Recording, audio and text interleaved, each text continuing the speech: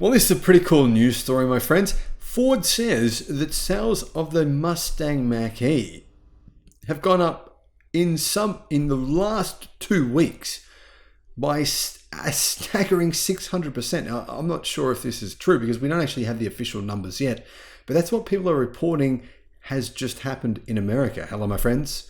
Welcome to the channel. I'm Sam Evans. You're watching the Electric Viking. It's great to see you. I love this kind of good news. Ford Mustang Mach-E. Ford were seeming to have a hard time selling it. I still don't understand why. I think it's a great vehicle. Why would you buy a Subaru Solterra or a Toyota BZ4X when you can get a Mustang Mach-E for less money with more range? And it is a better car. There's no doubt about it. Even if you're the most hardcore Toyota fan, you have to admit the Mustang Mach-E is better than the Toyota BZ4X. What does Ford do, right? They slash the price. They were offering deals of up to $8,000 on some models. Now that happened about a month ago. Since then, Ford apparently has sold record numbers of electric cars. Fears surrounding Americans' interest in EVs have been kind of jumped on by the media. And to be fair, automakers have kind of made this worse by buying into this stuff, kind of justifying their slow EV sales for some companies versus others who have done much better. By just saying, adopters are not that interested in EVs and, that kind of stuff. When truthfully, EV sales worldwide have grown at a very fast pace over the last 12 months. But because they're not part of that party, they're trying to create the impression, it's not us, it's everyone, right? That's their justification. Well, that's not really true. After Ford discounted its EVs, sales have rocketed up. With the growing number of EVs on dealer lots, Ford reduced prices and all of a sudden, sales went pretty crazy. Apparently, Ford launched discounts of up to $8,100 on 2023 model year vehicles, and soon after, sales of the Mustang Mach-E more than tripled. And during the most recent weeks, I believe the last 2 or 3 weeks, they've increased 6-fold, according to numerous sources in America. Now, I want to make it very clear here. Ford did not discount all of their models by $8,000. That is, I'm going to get people in the comments saying, of course they sold them, they're $8,000 off. That's not actually true. They only discounted some models by that. So the more expensive models, they didn't discount the cheaper models by $8,100. I mean, otherwise they'd be almost giving them away. The cheaper models, the discounts were much lower than that. The effect on model movement has been dramatic and absolutely immediate, said Cloud Theory reports. Weekly accounts, which had been of sales in the 300s, jumped up to above 1,000 and to more than 1,800 over the past few weeks, which would mean Ford would be selling nearly 8,000 Mustang Mach-E's a month, which would be a significant improvement. Now, obviously, here's one of the challenges.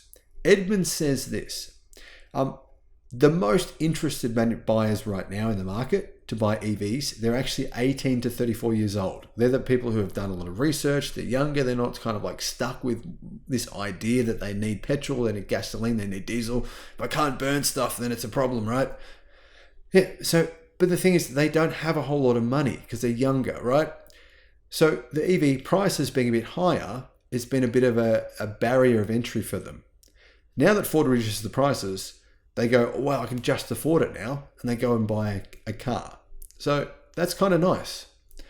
Automakers are having a hard time meeting consumer demands and making a profit, though. That's the challenge here. Ford is obviously going to lose a lot of money on those sales. Ford needs to begin mass manufacturing cars for starters, but also using things like gigacasting and using more lithium iron phosphate batteries in its vehicles to bring the average price of manufacturing them down. Auto News reports that Ford loses thousands of dollars on every EV it sells before incentives.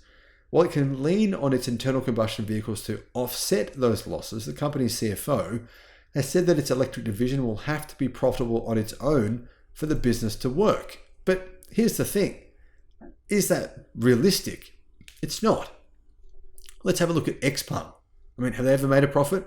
They have begun making EVs since 2014, or the company existed in 2014. XPeng has never made a profit for a single quarter in its existence. What about one of the other biggest car makers in China, Leap Motor? You probably haven't heard of them, but they make a lot of EVs. They're one of the very few EV-only manufacturers in China that are actually succeeding. They ever made a profit? Nope, never. Losing billions of dollars every year.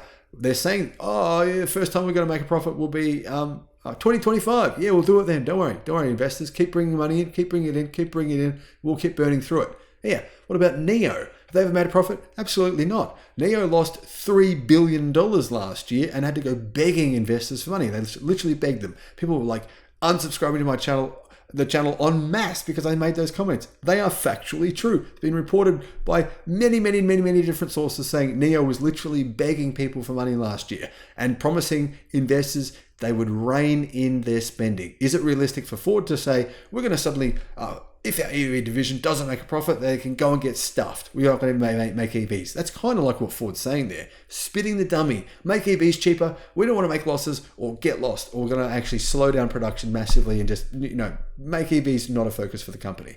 That's pretty much like Ford saying, we're going to be the next Kodak. Isn't it wonderful? Let's just be the next Kodak. It's just going to happen because Ford, honestly, they just haven't worked it out yet. They haven't committed. They've dipped a little toe in the water. It was a bit cold. They pulled their foot out. That's exactly what happened with Ford. I think Ford needs to learn a lesson from these sales.